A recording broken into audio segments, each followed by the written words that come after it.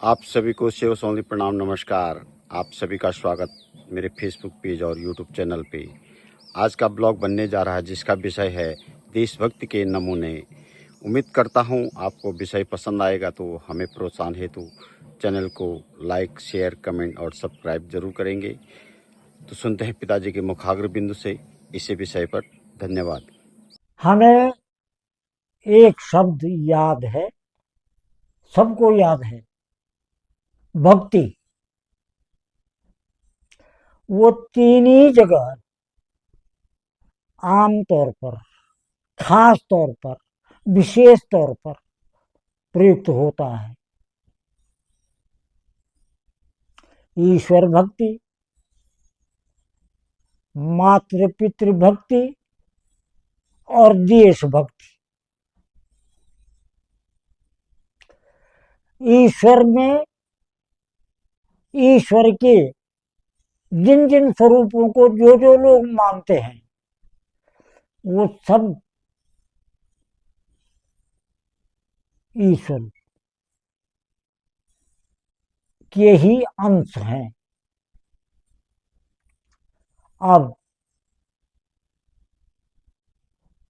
सबसे बड़ी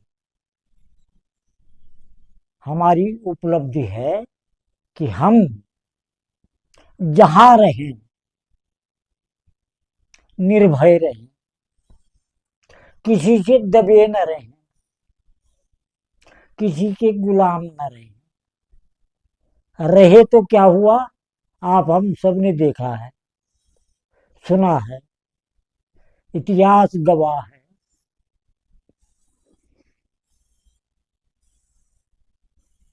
ऐसी स्थिति में,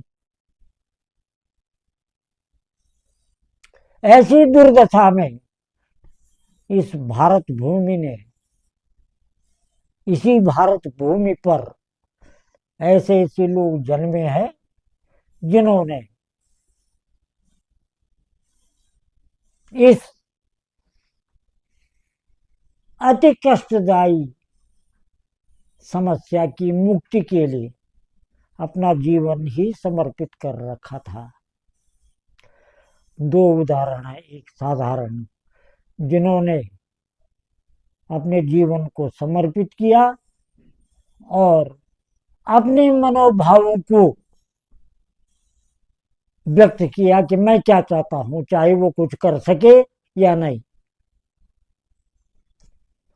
आप हम सब लोगों ने सुना होगा, अरविंदो अरविंदो घोष नाम के एक महापुरुष हुए हैं, जिनको अनन्य देशभक्तों में शुमार किया जाता है। जमाना अंग्रेजों का, गुलामी का, परिवार संपन्न था, इसलिए बैरिस्टरी करने या बैरिस्टरी पास करने के लिए कैम्ब्रिज विश्वविद्यालय भेज दिया गया। पास करके आ गए, लेकिन घर वालों की चाह थी, सबकी होती है, माँ बाप की, बैरिस्टरी करें। उस जमाने में आईसीएस अधिकारी होते थे, जिनके अधीन शासन प्रशासन की व्यवस्था चलती थी। उनसे परीक्षा दिलाई गई, परीक्षा में पास हो गए। अब आगे घुड़सवारी की परीक्षा देनी थी। प्रतिभावान तो थे ही, सभी तरह से परीक्षा से पार होकर के परीक्षा की सभी फॉर्मलिटीज, जिसको अंग्रेजी में कहते हैं,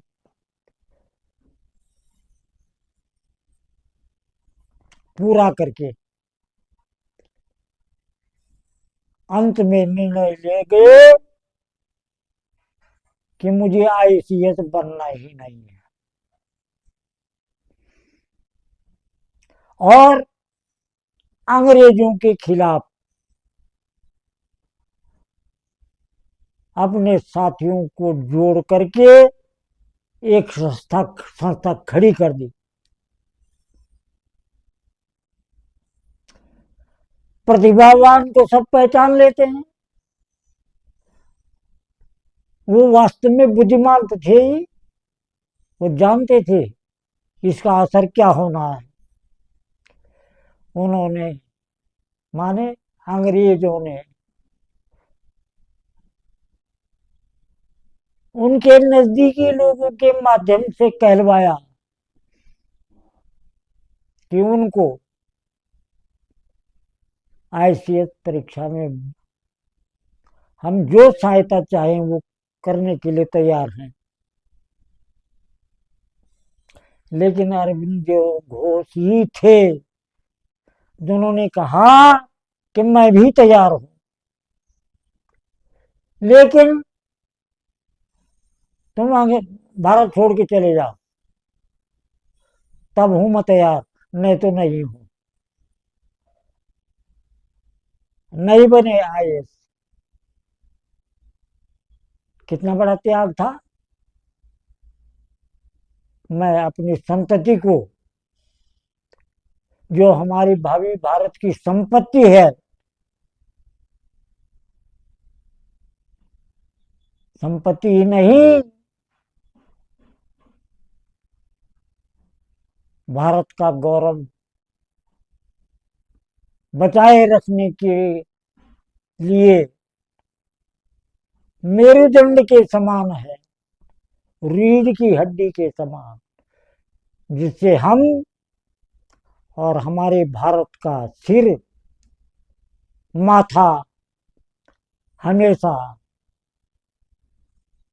हिमालय की तरह ऊंचा रहे। ये लफ्ज उन्होंने अपने सब सहयोगियों के, उनके नजदीक के जितने भी थे, सबको अपने शब्दों में जोर जोर से सुनाए, जिससे अंग्रेजी शासन जो था वो हिलने लग गया था। ऐसा हुआ है, ये इतिहास कह रहा है, वो मेरा वक्त नहीं था। फिर भी मैं ऐसे महापुरुषों को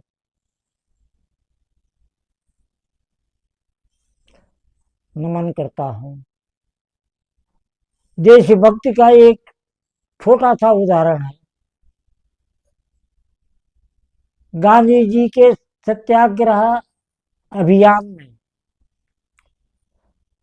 अपनी देशी वस्तुओं के, कपड़ों के उपयोग के लिए प्रेरित करने में, जनता को जागरूक करने के उद्देश्य से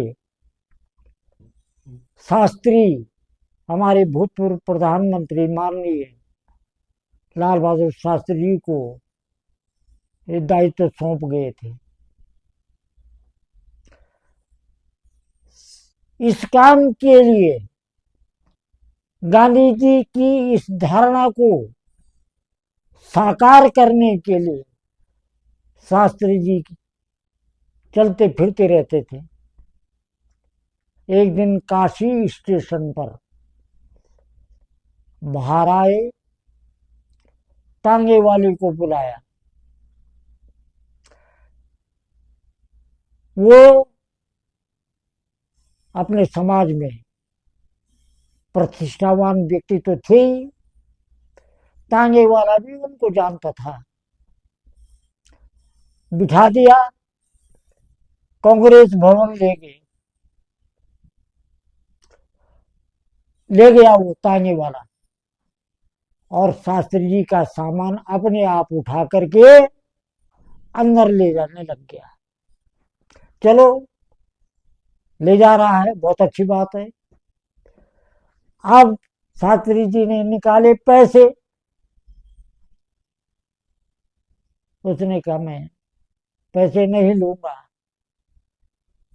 अरे भाई क्यों? वो कहने लगा, मैं आपको जानता हूं, आप कौन हैं?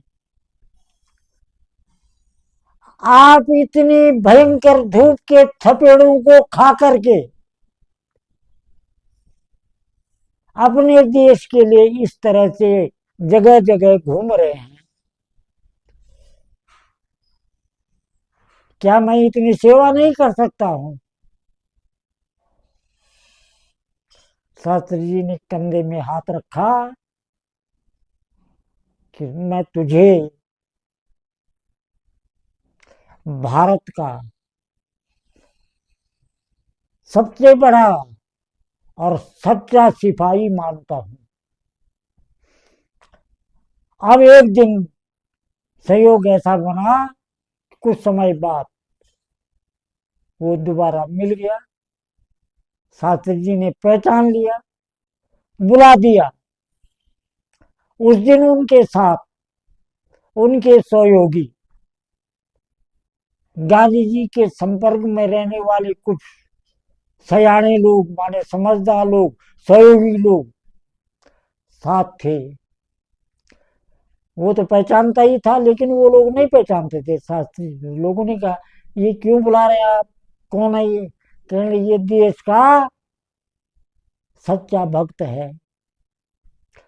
और उसे उतने लोगों के सामने थपथपाते हुए कह गए कि देश की आजादी के लिए जो लोग जेल में हैं, मैं तुमको उनसे भी बड़ा मानता हूं, उनसे भी बड़ा देशभक्त मानता हूं। अब तुम इतने ही तक सीमित हो अपनी परिस्थितियों के अनुसार, लेकिन तुम्हारी धारणा कितनी ऊंची है, देशभक्ति के किस चरम पर पहुंची हुई है, इसके लिए शास्त्री जी के साथ सभी लोग उसको धन्यवाद देंगे। ये छोटी छोटी घटनाएं हैं, याद है मुझे, ध्यान देता हूं मैं इन चीजों पे। और ये सोच रहा हूं कि इसी तरह से ऐसी घटनाओं के साथ साथ हमारी जीवन में घटित, जीवन से जुड़ी हुई घटनाओं को साझा करता रहूं। धन्यवाद।